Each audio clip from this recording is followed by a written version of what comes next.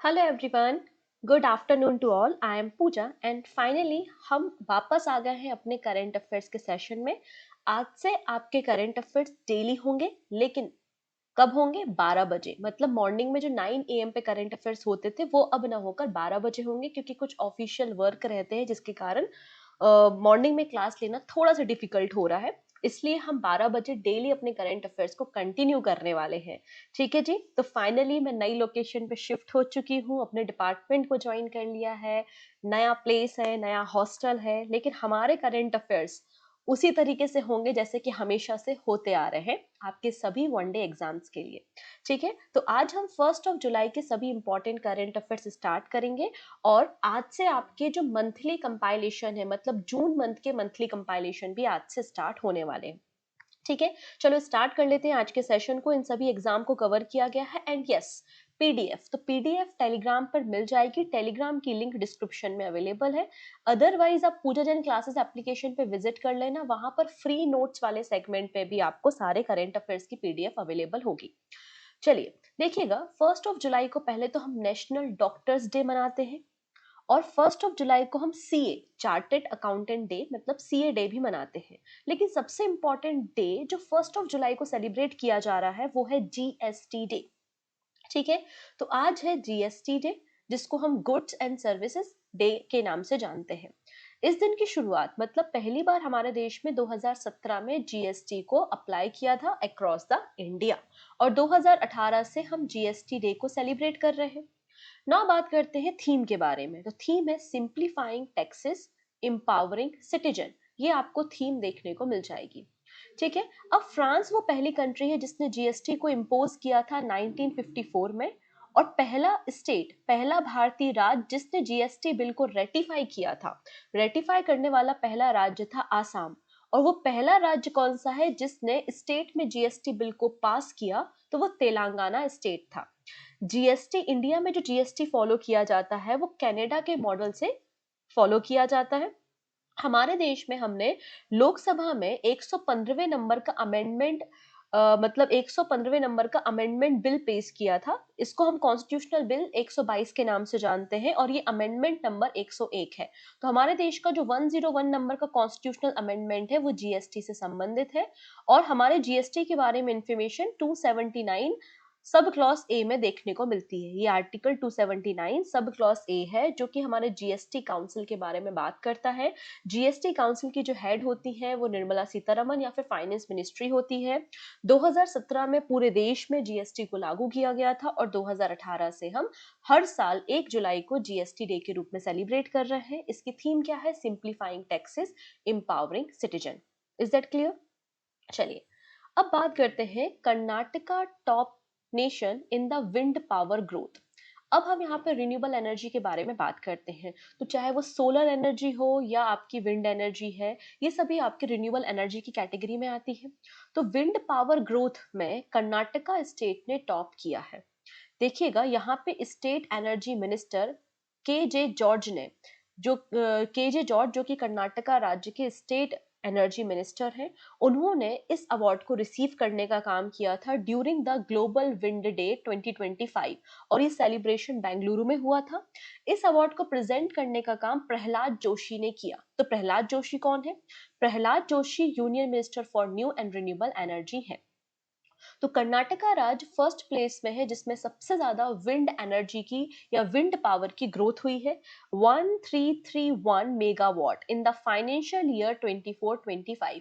कर्नाटका के बाद तमिलनाडु एंड गुजरात राज्य आपको देखने को मिल जाएंगे। तो अगर आपसे पूछ लिया जाए कि टॉप 3 स्टेट कौन से हैं असेंडिंग ऑर्डर में या डिसेंडिंग ऑर्डर में, जहां पर विंड पावर एनर्जी जनरेट की जाती है, आंसर हो जाएगा कर्नाटका है, तमिलनाडु है एंड गुजरात है। ठीक है, नेक्स्ट है वेरी इंपॉर्टेंट, ये अंकटाट की रिपोर्ट है, और अंकटाट की रिपोर्ट आपके आईबीपीएस एग्जाम में, आरबीआई एग्जाम में, सभी एग्जाम्स में पूछी जाती है। ठीक है, अंकटाट का फुल फॉर्म भी एग्जाम में पूछा जाता है, United nation trade and development. इसको हम अंकटाट के नाम से जानते हैं, और इन्होंने वर्ल्ड इन्वेस्टमेंट रिपोर्ट 2025 पब्लिश की है। तो क्वेश्चन कैसा बन सकता है कि वर्ल्ड इन्वेस्टमेंट रिपोर्ट कौन पब्लिश करता है? तो अंकटाट के द्वारा पब्लिश किया जाता है। अब इसमें क्या कहा है, एफडीआई, एफडीआई का मतलब होता है फॉरेन डायरेक्ट इन्वेस्टमेंट, जो विदेशों में रहने वाले लोग भारत के बिजनेस में, भारत की कंपनियों में इन्वेस्टमेंट करते हैं, उसे हम एफडीआई के नाम से जान रहे हैं। ठीक है, तो एफडीआई फॉरेन डायरेक्ट इन्वेस्टमेंट जो इंडिया में है वो मार्जिनली ड्रॉप हुआ है, और एफडीआई में भारत की रैंकिंग 16th पोजीशन पे है इन द वर्ल्ड। अगर जो लोग कंटिन्यूअसली मेरे साथ करंट अफेयर्स देख रहे हैं पिछले एक साल से, तो मैंने आपको बताया था लास्ट ईयर जो एफडीआई में भारत की रैंकिंग थी वो 15th पोजीशन पे थी, और अब हम यहाँ पर 16th पोजीशन पे आपको देखने को मिल रहे हैं। So according to the world investment report 2025, यहाँ पर एक मार्जिनल डिक्लाइन हुआ है हमारी एफडीआई में, फॉरेन डायरेक्ट इन्वेस्टमेंट में। ठीक है, कितना डिक्लाइन हुआ है, 1.9% का डिक्लाइन हुआ है। हमारे देश में जो फॉरेन डायरेक्ट इन्वेस्टमेंट हमको 2024 में मिला है वो 27.55 बिलियन डॉलर का आपको देखने को मिल जाएगा। लास्ट ईयर हम 15वें स्थान पे थे और अभी हम 16वें स्थान पर हैं। हमारा एफडीआई 1.9% से डिक्लाइन हुआ है। ये लेटेस्ट फिगर अंकटाट की रिपोर्ट, वर्ल्ड इन्वेस्टमेंट रिपोर्ट में पब्लिश किया गया है। ठीक है, पहली बार इस रिपोर्ट को 1991 में रिलीज किया गया था।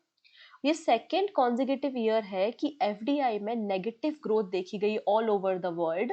पूरे वर्ल्ड में जो FDI foreign direct investment flow है वो डिक्लाइन हो रहा है पिछले 2 सालों में, और पूरे वर्ल्ड का जो एफडीआई है वो 11% से डिक्लाइन हुआ है, जबकि भारत का 1.9% से डिक्लाइन हुआ है, और पूरे वर्ल्ड का जो एफडीआई है वो 11% से डिक्लाइन हुआ है। सबसे ज्यादा एफडीआई फ्लो कहाँ पर है, अमेरिका में। अमेरिका के बाद सिंगापुर, सिंगापुर के बाद हांगकांग है। भारत 16th या 16वें स्थान पर है। तो देखो total FDI in India in 2024 कितना है, 27.55 बिलियन डॉलर है, जबकि 2023 में ये 28 बिलियन डॉलर था। यहाँ पर आप देख सकते हैं एफडीआई में कमी आई है, 16वें स्थान पे हम एफडीआई में देखने को मिल जाएंगे। ये तो हो गया इनफ्लो के बारे में, मतलब अलग अलग देशों से जो भारत में पैसा आ रहा है। अब भारत के जो बिजनेसमैन हैं, भारत के जो इन्वेस्टर्स हैं, वो अलग अलग देशों में भी तो इन्वेस्ट करते हैं, तो एफडीआई का आउटफ्लो भी तो होता है। तो एफडीआई का जो आउटफ्लो है वो इंक्रीज हुआ है, मतलब भारत में पैसा कम आया है लेकिन भारत से पैसा बाहर ज्यादा गया है। तो एफडीआई का जो आउटफ्लो है वो इंक्रीज हुआ है। कितना देख सकते हैं आप, यहाँ पर 2023 में ये 13 बिलियन डॉलर था और अब ये 23 बिलियन डॉलर है। तो आप देख सकते हैं एफडीआई आउटफ्लो इंक्रीज हुआ है। ठीक है, इतनी चीजें। अब बात कर लेते हैं green field project. Green field project वो होते हैं जो बिल्कुल बॉटम से, बिल्कुल स्क्रैच से तैयार किए जाते हैं, और जो कि एनवायरनमेंट के लिए जरूरी होते हैं, सस्टेनेबिलिटी के लिए जरूरी होते हैं, वो ग्रीन फील्ड प्रोजेक्ट्स होते हैं। तो भारत वर्ल्ड में चौथे नंबर पे है ग्रीन फील्ड प्रोजेक्ट के लिए, और भारत 5वें नंबर पे है इंटरनेशनल प्रोजेक्ट फाइनेंस डील करने के मामले में। ठीक है, तो ये सारी रिपोर्ट अंकटाट ने पब्लिश की है। अंकटाट का फुल फॉर्म एग्जाम में पहले भी बना है, क्या नाम है इसका, United nation trade and development. 1964 में इसका फॉर्मेशन किया गया था, जेनेवा में हेडक्वार्टर है। ठीक है, जेनेवा में हेडक्वार्टर है। अब ये सभी रिपोर्ट अंकटाट पब्लिश करता है, जैसे कि वर्ल्ड इन्वेस्टमेंट रिपोर्ट जिसके बारे में डिस्कशन हुआ है, ट्रेड एंड डेवलपमेंट रिपोर्ट है, digital economy report, review of maritime transport, technology and innovation report है। ठीक है, ये सभी रिपोर्ट से एग्जाम में क्वेश्चन आते हैं, specially RBI grade B examination में, तो थोड़ा सा आप इस बारे में प्रिपेयर रहिएगा। नेक्स्ट है, Amit Shah inaugurates turmeric board headquarter in Nizamabad. This is static question, और बहुत ही प्यारा स्टैटिक क्वेश्चन कि टर्मरिक बोर्ड का हेडक्वार्टर कहाँ पर है। सिंपल, टर्मरिक मतलब होता है हल्दी, तो टर्मरिक बोर्ड का हेडक्वार्टर निजामाबाद में है। इसको रिसेंटली तेलंगाना के निजामाबाद में इनॉग्रेट करने का काम अमित शाह जी ने किया है 30 जून को। इससे क्या होगा, टर्मरिक प्रोडक्शन इंक्रीज होगा, टर्मरिक के फील्ड में हम नए रिसर्च कर सकेंगे, और ग्लोबल ट्रेड को हम इंक्रीज करेंगे। 200 करोड़ रुपए, यहाँ पर 200 करोड़ रुपए का सपोर्ट दिया गया है, और हमारा टारगेट है कि हमें टर्मरिक का जो प्रोडक्शन है वो 1 बिलियन डॉलर, मतलब 1 बिलियन डॉलर हमें टर्मरिक को क्या करना है, एक्सपोर्ट करना है, विदेशों में भेजना है बाय द 2030। ठीक है, इंडिया वर्ल्ड में लार्जेस्ट प्रोड्यूसर भी है और लार्जेस्ट एक्सपोर्टर भी है टर्मरिक का, और निजामाबाद में आपको टर्मरिक का हेडक्वार्टर देखने को मिल जाएगा। नेक्स्ट है, Maharashtra government launches hedging desks for cotton turmeric maize farmer. अभी हेजिंग क्या होती है, पहले इस टर्म को समझते हैं। तो हेजिंग एक इकोनॉमिक टर्म आपको देखने को मिलेगी, एक रिस्क मैनेजमेंट टूल है।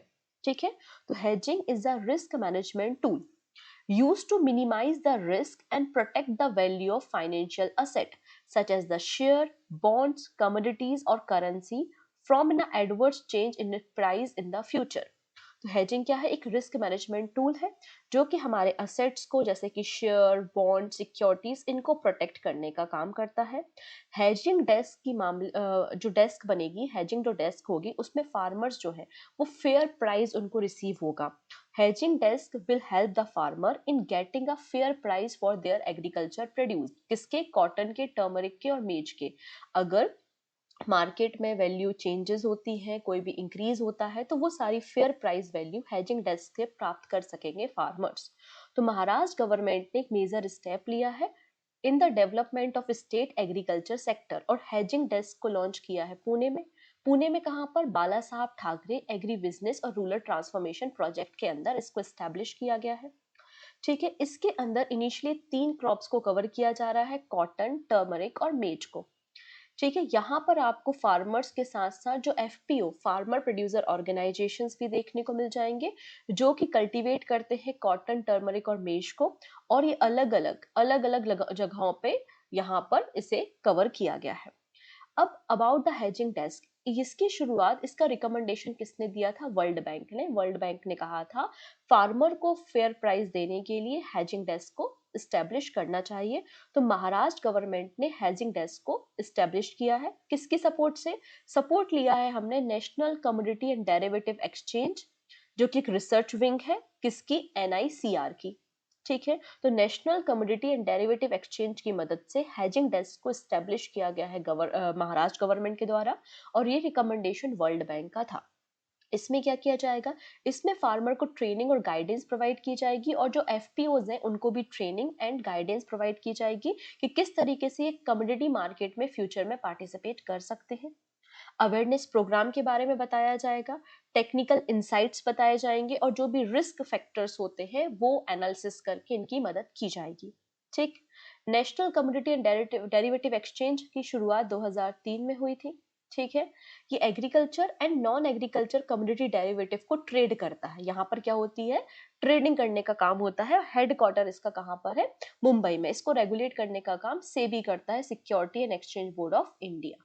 ठीक, नेक्स्ट अगेन एक आरबीआई का डेटा आया है। ये जो स्लाइड है ये कॉमन टू ऑल है। जो नेक्स्ट स्लाइड में दिखाऊंगी वो केवल और केवल बैंकिंग एस्पिरेंट्स के लिए होगी। ठीक है, चलो हम बात कर रहे हैं आरबीआई के डेटा के बारे में। रिजर्व बैंक ऑफ इंडिया की एक रिपोर्ट पब्लिश हुई है। इन्होंने बताया है कि इंडिया का जो एक्सटर्नल डेट है वो इंक्रीज हुआ है। अब भारत अलग अलग देशों से, अलग अलग बैंक से, जैसे कि एशियन डेवलपमेंट बैंक है, वर्ल्ड बैंक है और भी अदर बैंक्स हैं, उनसे क्या करता है? डेट लेता है, लोन लेता है। तो भारत का जो एक्सटर्नल डेट है, भारत ने जो कर्जा लेके रखा हुआ है वो इंक्रीज हुआ है 10% से। कितना? 10% इंक्रीज हुआ है। ऐसा मैं नहीं कहती, ऐसा आरबीआई के डेटा में कहा गया है। India foreign debt reach $736 billion. $736 billion का हमारे ऊपर कर्जा है, और ये कर्जा 10% इंक्रीज हुआ है। हमारा जो डेट टू जीडीपी रेशियो है वो भी चेंज होगा, ऑब्वियस सी बात है। पहला जो डेट टू जीडीपी रेशियो था वो 18.5% था, अब ये इंक्रीज होके 19.1% हो गया है। मतलब हमने अपनी जीडीपी का 19.1% डेट लेके रखा हुआ है। ये आपका डेट टू जीडीपी रेशियो कहलाता है। तो क्वेश्चन कैसा बनेगा? According to the RBI data, Bharat का डेट टू जीडीपी रेशियो कितना है? It is 19.1%। तो अब यहाँ पे इन्होंने कंपोजिशन दिया है कि किस तरीके से हमने बोरिंग की है।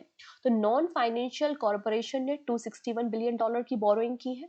गवर्नमेंट ने $168 बिलियन की बोरोइंग की है।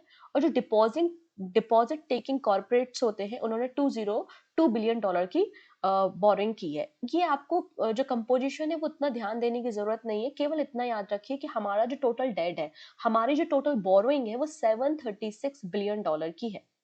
अब यहाँ पे डिनोमिनेशन की बात हुई है, किस डिनोमिनेशन में कितना हमने डेट लिया है। तो डॉलर में सबसे ज्यादा है 54%, इंडियन रुपी में 31%, जापानीज येन में 6.2%, एसडीआर के फॉर्म में 4.6% है। डेट इंस्ट्रूमेंट क्या क्या है? तो लोन के फॉर्म में 34% है, करेंसी एंड डिपॉजिट के फॉर्म में 22% है, ट्रेड क्रेडिट के फॉर्म में 17% है। तो ये केवल और केवल बैंकिंग एस्पिरेंट के लिए ये कंपाइलेशन आपको देखने को मिल रहा है।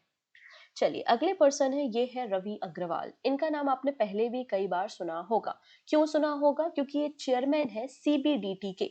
सीबीडीटी का मतलब होता है central board of direct tax. इनके टेन्योर को रिसेंटली फर्दर एक्सटेंड किया गया है।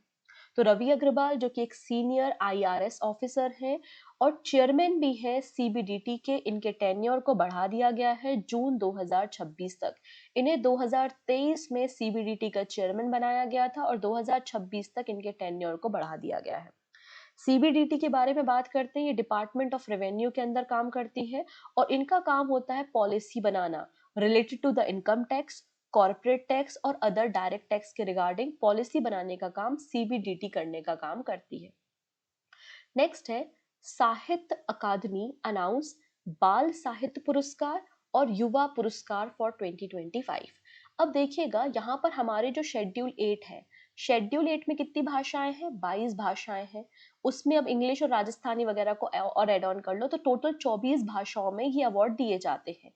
अब हमारे पास ना इतना टाइम है, ना हमारे पास इतनी एनर्जी है और ना हमारी इतनी कैपेसिटी है कि हम इन अलग अलग भाषाओं के सभी अवार्ड्स को याद रख सके। करना कुछ नहीं है, हिंदी इंग्लिश कॉमन है, हिंदी इंग्लिश के अवार्ड सभी को याद रखने हैं। आप किसी स्पेशल जोन से बिलोंग करते हैं जहां पर कोई स्पेशल भाषा बोली जाती है, जैसे कि मैथिली भाषा हो गई, तो अगर आप अपने स्टेट का एग्जाम दे रहे हैं तो आप अपने स्टेट की भाषा का याद रख लो। अदरवाइज जो सेंट्रल गवर्नमेंट के एग्जाम देते हैं ना, केवल हिंदी और इंग्लिश को याद रखो, मैटर सॉल्व है। ठीक है। तो साहित्य अकादमी ने रिसेंटली 2025 के युवा पुरस्कार और बाल साहित्य पुरस्कार की घोषणा की है। तो मैथिली भाषा में बाल साहित्य पुरस्कार, सॉरी, युवा पुरस्कार किसे दिया गया है? तो 2025 का मैथिली भाषा में साहित्य अकादमी युवा पुरस्कार दिया है नेहा झा को। नेहा झा, और इनकी रचना है बनारस आहम। ये आपकी रचना देखने को मिल जाएगी। इंग्लिश में देखते हैं तो इंग्लिश में है अद्वैत कोठरी। अद्वैत कोठरी, इनकी जो रचना है, इनकी जो रचना है जिनका नाम है the boy who become the Buddha. The boy who become the Buddha, इनकी जो नोबल है इंग्लिश भाषा में है। इसको साहित्य अकादमी युवा पुरस्कार दिया गया है। और हिंदी भाषा में आती है पार्वती टिर्के। पार्वती टिर्के, और इनकी रचना का नाम है फिर उगना। फिर उगना, इसके लिए इन्हें अवार्ड दिया गया है। तो साहित्य अकादमी हर साल बाल साहित्य पुरस्कार और युवा पुरस्कार डिस्ट्रीब्यूट करता है। तो साहित्य अकादमी युवा पुरस्कार 2025 के बारे में बात हो रही है। इंग्लिश के लिए दिया गया है अद्वैत कोठरी को और इनकी रचना है the boy who become the Buddha. और हिंदी भाषा में दिया गया है पार्वती टिर्के को और इनकी रचना का नाम है फिर उगना। अब बात कर लेते हैं बाल साहित्य पुरस्कार 2025 के बारे में। हिंदी इंग्लिश पे फोकस करेंगे, बाकी आप पढ़ सकते हैं। तो इंग्लिश के लिए दिया गया है नितिन कुसलप्पा को, जो कि नितिन कुसलप्पा को दिया गया है, जो कि दक्षिण south India myth and fables retold के ऑथर है। ठीक है। इंग्लिश के बाद आता है हिंदी। हिंदी के लिए अवार्ड दिया गया है सुशील शुक्ला को और इनकी रचना है एक बातें बरा, एक बताए बरा। ठीक है, ये इनकी रचना है। तो हिंदी इंग्लिश हमने देख लिया। अब स्टैटिक देखेंगे। साहित्य अकादमी की स्थापना कब हुई थी? 1954 में हुई थी। मिनिस्ट्री ऑफ कल्चर के अंदर ये काम करती है। इसका काम है हमारे देश के कल्चर को, हमारे देश के डायलॉग को, हमारे देश की लैंग्वेज को प्रमोट करना। और 24 हिंदी भाषाएं, मतलब शेड्यूल 8 की 22 भाषाएं, इसके अलावा इंग्लिश और राजस्थानी, इसमें साहित्य अकादमी के द्वारा अवार्ड डिस्ट्रीब्यूट किए जाते हैं। फिर आता है साहित्य अकादमी बाल साहित्य पुरस्कार। 2010 में इसकी शुरुआत की गई थी। वो सभी बच्चे जो कि अलग अलग भाषाओं में रचना करते हैं, जिनकी एज 9 ईयर से लेकर 16 ईयर्स के बीच में है, उनको इन 24 अलग अलग भाषाओं में अवार्ड दिया जाता है, जिसमें 50,000 रुपए कैश प्राइज मनी होती है। साहित्य अकादमी युवा पुरस्कार, इसकी शुरुआत 2011 में हुई थी। ऐसे कोई भी साहित्यकार जिनकी एज बिलो द 35 है, मतलब 35 साल से कम है, उनको ये अवार्ड दिया जाता है। एकमात्र ऐसा अवार्ड है जो कि सेल्फ नॉमिनेशन किया जा सकता है, मतलब आप अपना खुद का नाम नॉमिनेट कर सकते हैं। इसमें भी 50,000 रुपए कैश प्राइज मनी दी जाती है। ये कुछ स्टैटिक पॉइंट्स है अबाउट द अवार्ड, तो इसे भी आपको याद रखना है। ठीक है। यहाँ तक का मामला क्लियर हो रहा है, सारी बातें समझ में आ रही हैं, तो लिंक को प्लीज शेयर कर देंगे अपने फ्रेंड्स के साथ। और पहली बार आ रहे हो तो सब्सक्राइब कर लोगे, जिससे अपकमिंग क्लासेस के नोटिफिकेशंस आपको मिल सके। ना बात करते हैं ओएनडीसी के बारे में। रिसेंटली एग्जाम में ओएनडीसी का फुल फॉर्म पूछा गया था।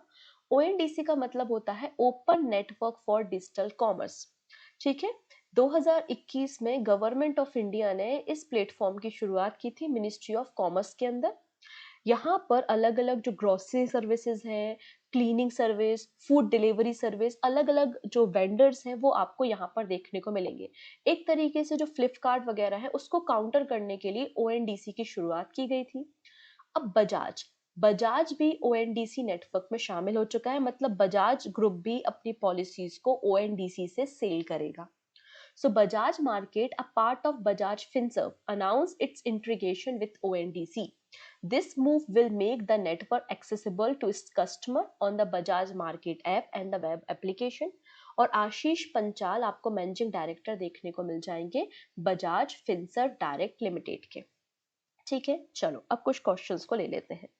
पहला है, who has been appointed as a new chief of रॉ। रॉ के बारे में मैंने आपको बताया था, रॉ के नए चीफ बन रहे हैं पराग जैन। ऑप्शन नंबर सी बिल्कुल करेक्ट हो जाएगा। What is the name of newly launch intelligence AI assistant by the Ola.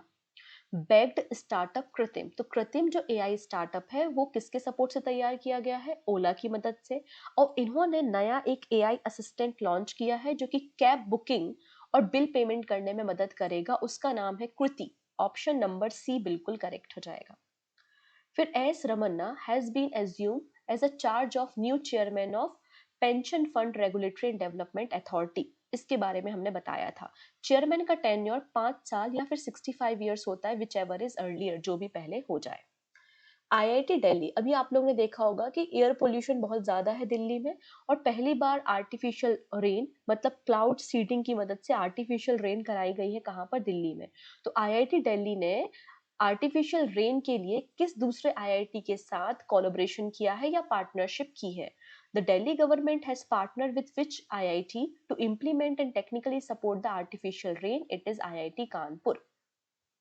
Which bank was recently honoured with digital payment award. मैंने आप लोगों को डिजिटल पेमेंट अवार्ड 2025 के बारे में बताया है, और ये award India post payment bank को मिला है। नेक्स्ट है, which Indian animated short film, वो हमारे देश की पहली एनिमेटेड शॉर्ट फिल्म जिसके फिल्म मेकर है सुरेश इरियत। इनकी मूवी को prestigious jury award for best commission film दिया गया है at the Annecy international animation festival, जो कि फ्रांस में हुआ था। इनकी एनिमेशन जो मूवी है या फिल्म है उसका नाम क्या है, नाम हो जाएगा देसी ओन। ये भी मैंने आपको डेली करंट अफेयर्स में डिस्कस किया है। Which ministry has recently launched the आदि कर्म योगी प्रोग्राम। तो ट्राइबल वेलफेयर स्कीम्स को सभी तक पहुंचाने के लिए बेसिकली इसकी शुरुआत मिनिस्ट्री ऑफ ट्राइबल अफेयर्स ने की है। And this is your question of the day, which state won the women's hockey India master cup 2025। Punjab, Bihar, Orissa या फिर महाराष्ट्र, जो भी आंसर है वो आप मुझे कमेंट सेक्शन में बताएंगे। बाकी सारी बातें हम नेक्स्ट वीडियो में डिस्कस करेंगे। Thank you so much, take care and bye bye.